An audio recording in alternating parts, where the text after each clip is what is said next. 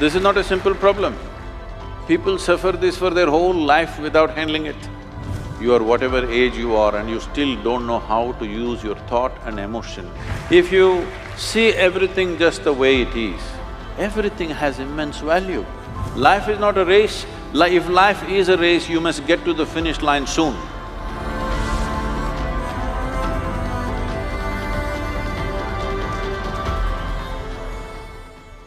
I often find myself in a situation where I'm not happy with myself. I compare my abilities, achievements, and even my appearance with that of others. And I think that's one reason for my low self-esteem. How do you think I can build up on my self-esteem and get rid of the self-hatred that I have? Well, this self-esteem, this self-confidence, all these things unfortunately have been sold a lot on the planet. Why do you need esteem? Why do you need esteem? Esteem is because you want to be little one-up on somebody else all the time. Unfortunately, our education systems were made like this, right from kindergarten. Who is first, who is second, who is third? You want to be first. So, your sense of happiness is only when everybody is doing worse than you. What kind of life is that?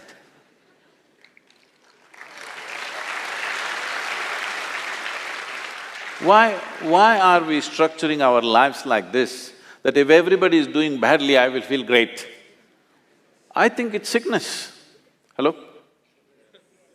You think it's joy or sickness, please tell me. If all of you are doing badly, I feel great because I am number one now. No, this should go. From an early age, unfortunately, this is being imposed upon a child's mind that you have to be on top of everybody else. This is like, I want you to just imagine if this happened to other creatures. Let's say it happened to the plants and trees and animals. If an ant wants to become like an elephant, that is going to be a terrible ant-elephant, isn't it? Suppose a mango tree wants to become like a coconut tree. It will be a horrible mango tree because with one branch like this, no mangoes will come out of this. A mango tree is like this, a coconut tree is like that.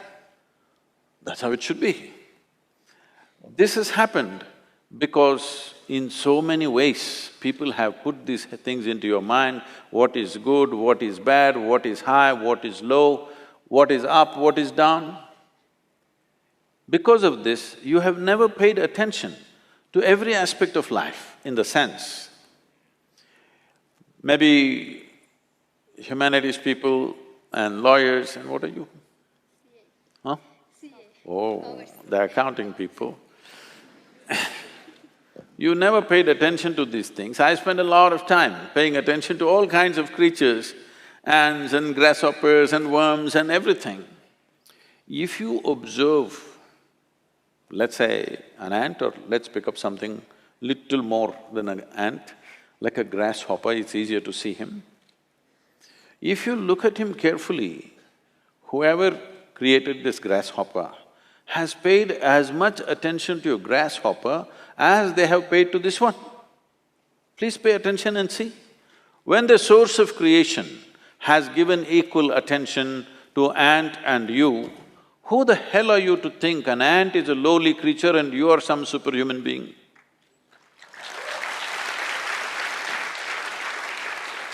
Why are you making this judgment? Creation has not made this judgment. You may think you're superior simply because you're in a blatant manner, you're walking on this planet, but that's not true. The fact of the matter is like this.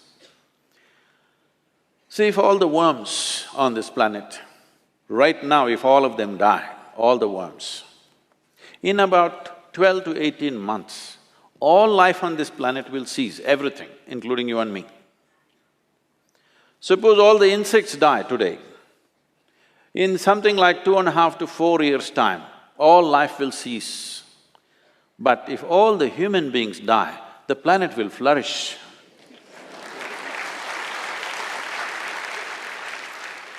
Yes, we make good manure. If human beings go away, right through this building, trees will grow, isn't it? Yes or no? Everything will flourish.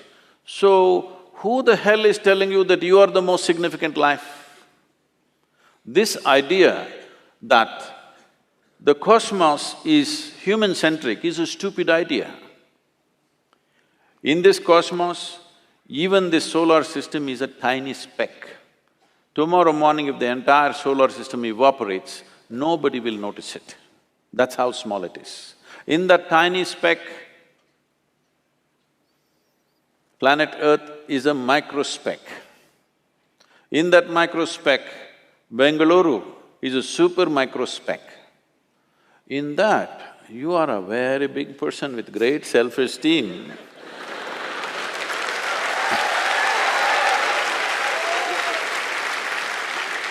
This is not a simple problem. People suffer this for their whole life without handling it. Essentially, it is just this. You have gotten yourself into a place where most human beings are in this place, you get yourself into a place where you cannot handle your own thought process and your emotion. That's all. You meet 50, 60-year-old people, they've still not figured how to handle their thought and emotion. These are basic faculties. When the hell are you going to learn how to use your thought and emotion? Suppose you're 20 years of age and you still don't know how to use your fingers, people will say you're handicapped, isn't it? You are whatever age you are and you still don't know how to use your thought and emotion, are you handicapped too? Hello? Are you or are you not? You are, you're crippling yourself. Why has this happened? Is simply because you have made unnatural divisions in the existence, which don't exist anywhere else except in human mind. Yes? Nowhere else does it exist except in human mind. Because you're a little girl, can I call you a little girl? Yes, you can. I'm telling you the boys, she's not a little girl, for me, she's a little girl. When my daughter was growing up, she grew up with me traveling all over the place. When she was 3.5 months of age, she's traveling with me alone. I'm driving all over India with her in the strapped to the seat of the car. So, she grew up like this, and every day we're in some different family. People are wonderful, but there is a problem with the adults. The moment they see a child, they want to teach the child something that's not worked in their life.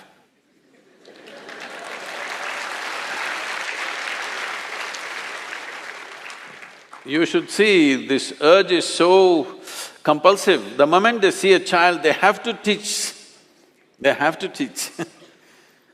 So I made one rule, see, you can play with her as much as you want, you can talk to her, but nobody is going to teach her anything.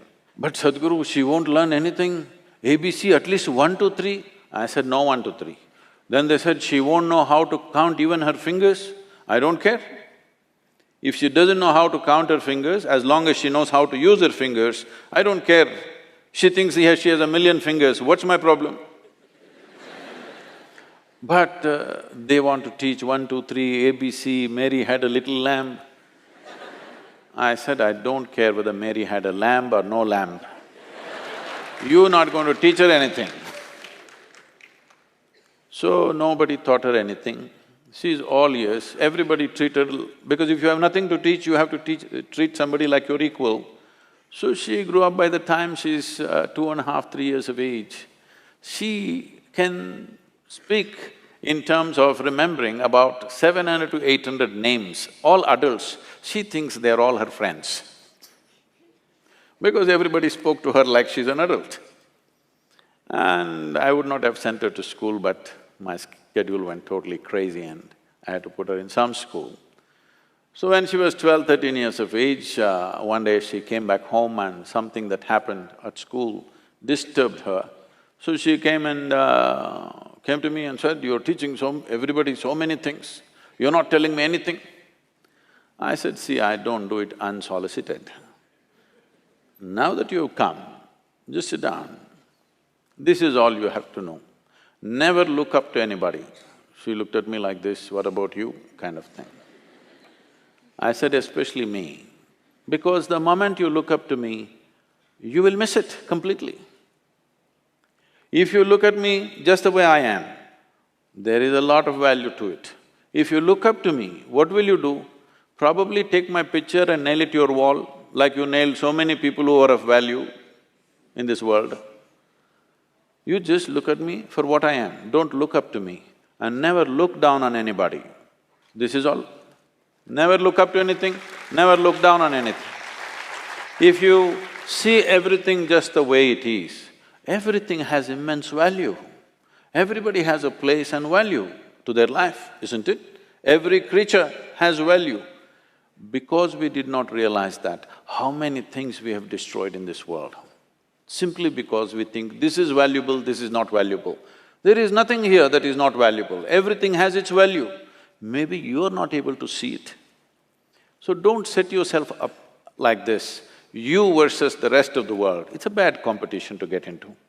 You want to be number one on this planet. It's a horrible place. Everybody below you and you up. Is it a good place to be? I think it's a sick place. This attitude of wanting to be ahead of somebody needs to go. Well, for fun in a game or something you compete, that's different. Life is not a competition, life is not a race. If life is a race, you must get to the finish line soon. If you think life is a race, you must be at the finish line today, I can tell you how. You want to go there? No. This is not a race. This is a tremendous privilege that we have come as human beings. This means our ability to experience life is of a much larger proportion than any other creature on this planet. That is the significance of who we are, yes?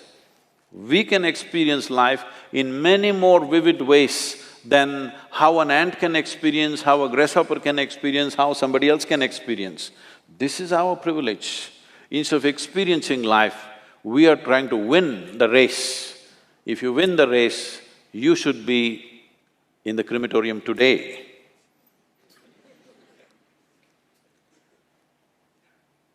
You don't need any self-esteem.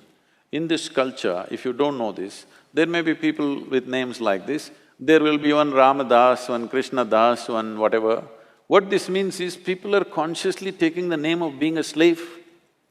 Because a joyful, willing slave is a tremendous human being. Only somebody who's been enslaved by somebody is a different matter.